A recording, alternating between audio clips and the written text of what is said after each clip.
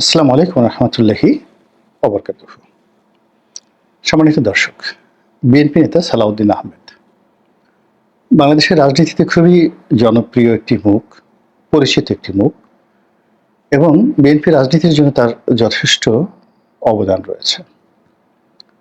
তিনি আওয়ামী লীগ শাসনামলে যে জুলুমের শিকার হয়েছেন, নির্যাতনের শিকার হয়েছেন, এটা নজিরবিহীন ঘটনা এবং তার জীবনে যে দুর্ভোগ এবং দুর্দশা ঘটেছে, ক্ষমতাসীন একটি রাজনৈতিক দল কতটা নির্মম এবং নিষ্ঠুর হতে পারে সেটা জনাব সালাউদ্দিন এর যে গুম হয়ে যাওয়া এবং ভারতের মাটিতে তিনি যেভাবে ধরা পড়েছেন, যেভাবে গ্রেপ্তার বরণ করেছেন এবং যেভাবে তাকে দিনের পর দিন পাগলের চিকিৎসা করা হয়েছে একটা বদ্ধ উন্মাদ বানানোর জন্য, যেভাবে তাকে ভারতে আটকে রাখার জন্য স্থানীয় কোর্ট, লোয়ার কোর্ট থেকে শুরু করে একদম হাইকোর্ট পর্যন্ত তাকে যেতে হয়েছে, এটা নজিরবিহীন। এই ঘটনা কখনো ঘটেনি বাংলাদেশে অন্য কারোর ক্ষেত্রে। দ্বিতীয়ত, যখন তিনি সেখান থেকে বিমুক্ত হলেন তখন তাকে বাংলাদেশে আসার জন্য যে ট্রাভেল ডকুমেন্টের দরকার ছিল সেটা ভারত সরকারও তাকে দেয়নি এবং বাংলাদেশ সরকার তো তাকে দেয়নি। ফলে তিনি ভারতে যে দুর্বিষহ জীবনযাপন করেছেন ওটা একটা ট্রাজিক ইভেন্ট। তো সেখান থেকে তিনি বিএনপি রাজনীতিতে তার যতটুকু অবদান রাখা দরকার তিনি রেখেছেন। নেতা কর্মীদের সঙ্গে যতটা সংযোগ রাখা দরকার করেছেন এবং জুলাই আগস্ট বিপ্লবের তিনি যে একজন মাস্টার মাইন্ড, এটি নাগরিক অধিকার নয়, ঠিক মানে ভিপি নুরু তার গণ অধিকার পরিষদ। তো ভিপি নুরু তার একটি সাক্ষাৎকারে বলেছেন যে ঢাকা শহরে বিএনপি নেতাকর্মীদেরকে উজ্জীবিত করার জন্য, তারপরে বিভিন্ন রকম কর্মকাণ্ড ঘটানোর জন্য, অর্থাৎ জুলাই আগস্টে যা কিছু ঘটেছে তো এগুলো তো স্বতঃস্ফূর্ত ছিল না। ইট ওয়াজ এ ম্যাটিকুলাসলি ডিজাইন অ্যান্ড প্ল্যান্ড। এখন সেই প্ল্যান যে যার মতো করেছে, জামাত করেছে জামাতের মতো, বিএনপি করেছে বিএনপির মতো, তারপরে ডক্টর ইউনূস যদি কিছু করে থাকেন তিনিও তার মতো করেছেন। অ্যাজ এ হোল টোটাল প্রক্রিয়াটা ম্যাটিকুলাস, অর্থাৎ অঙ্ক করার মতো ধীরে ধীরে সব কাজগুলো করা হয়েছে এবং সেই কাজের অন্যতম একজন রূপকার ছিলেন জনাব সালাউদ্দিন সাহেব এবং এটা ভিপি নুরু এটা স্বীকার করেছেন। এর কারণ হলো সালাউদ্দিন সাহেব সেই যে তিনি যেখানে ছিলেন ভারতের, তো সেখান থেকে তিনি শিলং থেকে টাকা পাঠিয়েছেন।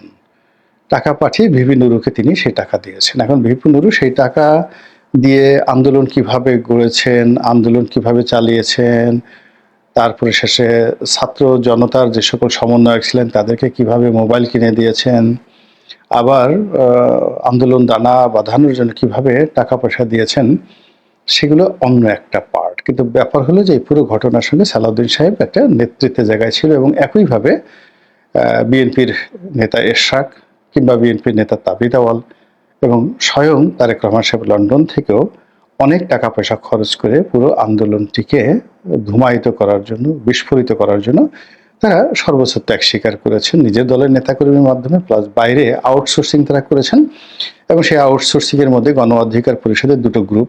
একটা গ্রুপ হলো জনাব তারেক রহমান, তার নাম যাকে সবাই তারেক হিসেবে জানেন, তিনিও খুবই গুরুত্বপূর্ণ ভূমিকা পালন করেছেন। তো তিনি টাকা পয়সা নিয়েছেন কি নেননি বা তাকে দেওয়া হয়েছে কি হয়নি, কিন্তু তারেক রহমান সাহেবের নির্দেশে তিনি তার শরীর, মন, দেহ সব কিছু দিয়ে সর্বোচ্চ শক্তি দিয়ে তিনি রাজপথে থেকেছেন, এটা অস্বীকার করার উপায় নাই। এবং nation should be grateful towards Tarek Rahman, মানে তারেকের প্রতি। এবং তিনি এখনো প্রথা বিরুদ্ধ কথাবার্তা বলে যাচ্ছেন, যা কিনা তার দুঃসাহস, তার দেশপ্রেম, তার সততা, এটা অনেক কিছু ইন্ডিকেট করে। কিন্তু তিনি কখনো বলেন না যে তারেক রহমান সাহেব আমাকে টাকা দিয়েছে বা আমি টাকা নিয়েছি কারো কাছ থেকে, এই কথা তিনি কখনো বলেননি। আর তার ব্যাপারে অন্য কেউ বলেননি যে আমরা সেই তারেককে টাকা দিয়েছি। তারেক আম বিক্রি করে, মধু বিক্রি করে, কলা বিক্রি করে, সেখান থেকে সে সংসার চালায়, তারপর বাকি যে টাকা থাকে সেই টাকা অন্য জায়গায় খরচ করে। কিন্তু অন্যান্য যারা রয়েছেন রাজনৈতিক দলগুলো, আমি নাম বললাম না, ছোট ছোট রাজনৈতিক দল, তারা কিন্তু জনগণের টাকায় চলে। তারপরে বিভিন্ন লোক তাদেরকে দেয় বা তারা প্রয়োজন মনে করলে বিভিন্ন মানুষের কাছে তারা চান, হাত পাতেন। তো এভাবে আসলে একটা আন্দোলন যে চলেছে, সেই আন্দোলনের পাদপীঠে জনাব সালাউদ্দিন সাহেব খুবই গুরুত্বপূর্ণ ভূমিকা পালন করেছেন। তো শেখ হাসিনার পতনের পর তিনি যথারীতি বাংলাদেশে এলেন, বিএনপির নেতৃত্ব গ্রহণ করলেন এবং বিএনপিতে তার জয় জয়কার শুরু হয়ে গেল ২০২৪ সনে। এবং তাকে বলা হতো যে না, মির্জা ফখরুল সাহেব উনি অনেক আগেই ফ্রাস্ট্রেটেড ছিলেন, শরীরও ভালো না। তিনি দলীয় পদপদবিতে আর থাকতে চাচ্ছিলেন না। ফলে সালাউদ্দিন সাহেব আসার পরে মির্জা ফখরুল আমার জানা মতো অনেকটা হাঁপ ছেড়ে বেঁচেছেন।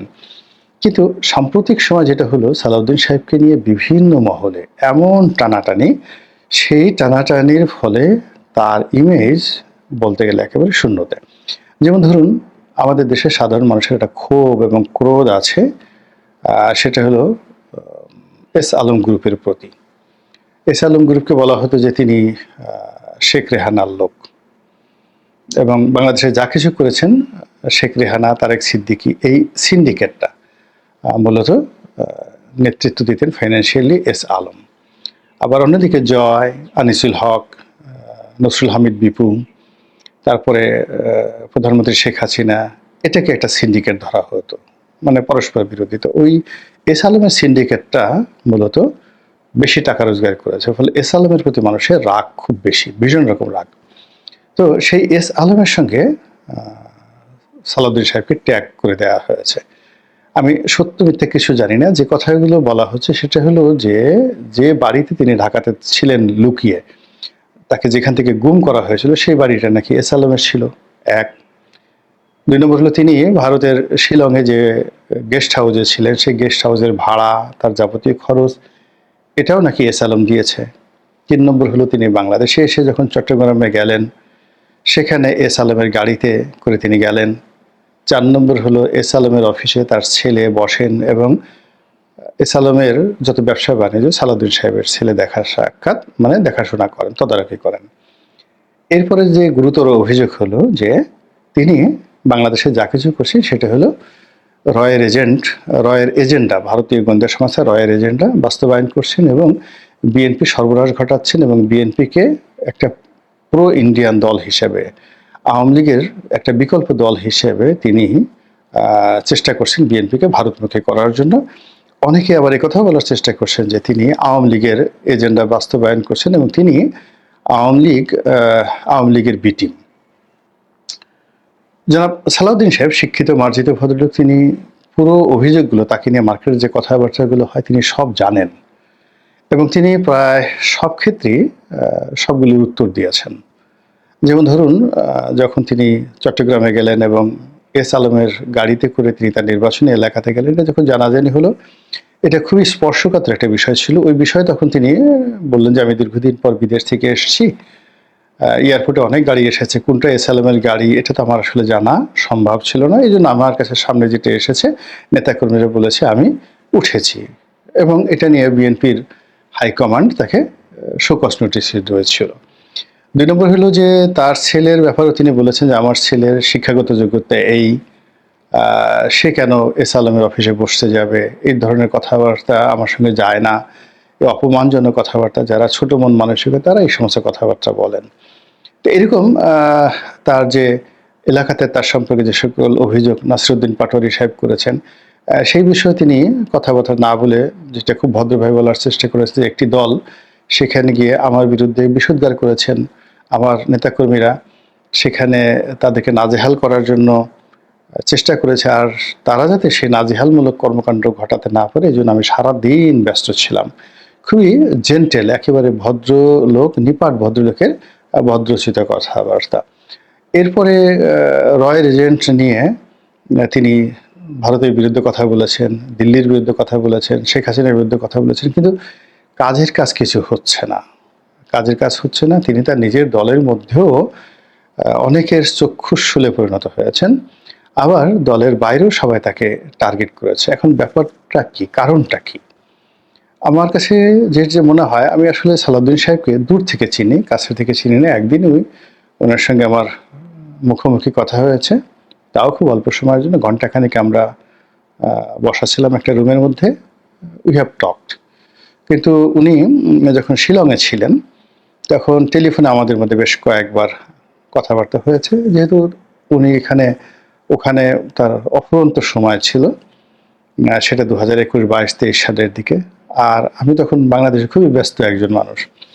তো যার জন্য তিনি যখন ফোন করতেন 1.5 ঘন্টা 2 ঘন্টা আমাদের কথা হতো নানা বিষয়। এবং আশ্চর্যের ব্যাপার হলো আমাদের মধ্যে যে কথাগুলো হতো এইটা সবই ইন্টেলেকচুয়াল লেভেলে, সংবিধান নিয়ে, রাজনীতি নিয়ে এবং বেশিরভাগ ক্ষেত্রে ইতিহাস নিয়ে। আমরা কখনো দলীয় রাজনীতি নিয়ে বা শেখ হাসিনার গীবত নিয়ে কখনো কথা বলিনি। এটা একটা আমার কাছে খুব আশ্চর্য ঘটনা যে তখন থেকেই উনার সম্পর্কে আমার একটা খুব ভালো ধারণা যে এই লোক অতি উচ্চ মার্গের লেখাপড়া জানা মানুষ। এ কারণে হলো অবলীলায় আমি যে বিষয়গুলো নিয়ে কথাবার্তা বলি সেই বিষয়ে দেখলাম যে তার অঢেল পড়াশোনা। সেই চাণক্য নীতি, তারপরে সেই যাকে বলা হয় ম্যাকিয়াভেলি, তারপরে সেই রোমান সাম্রাজ্যের ইতিহাস, মুঘল সাম্রাজ্যের ইতিহাস, ভারতে মৌর্য বংশ, ডাইনেস্টি, এই সমস্ত বিষয় নিয়ে আমাদের ঘন্টার পর ঘন্টা আলাপ আলোচনা হতো।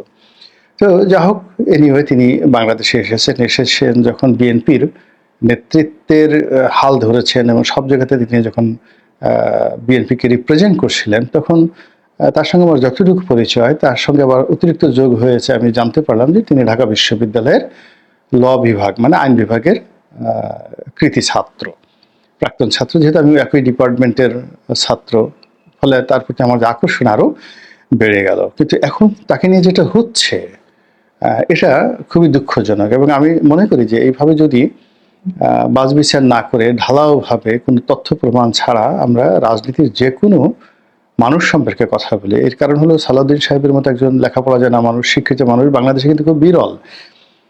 এই সময়টিতে সংবিধান নিয়ে তার যে পড়াশোনা, সংবিধানের বিভিন্ন অ্যামেন্ডমেন্ট নিয়ে তার যে খুব সুচালো বক্তব্য এবং যে বিষয়গুলো তিনি বলতে চান প্রেসের সামনে, যত প্রিসাইজলি সংক্ষেপে তিনি সুন্দর করে যেভাবে উপস্থাপন করতে পারেন, এটা আমাদের এই দেশের রাজনীতিতে খুবই বিরল।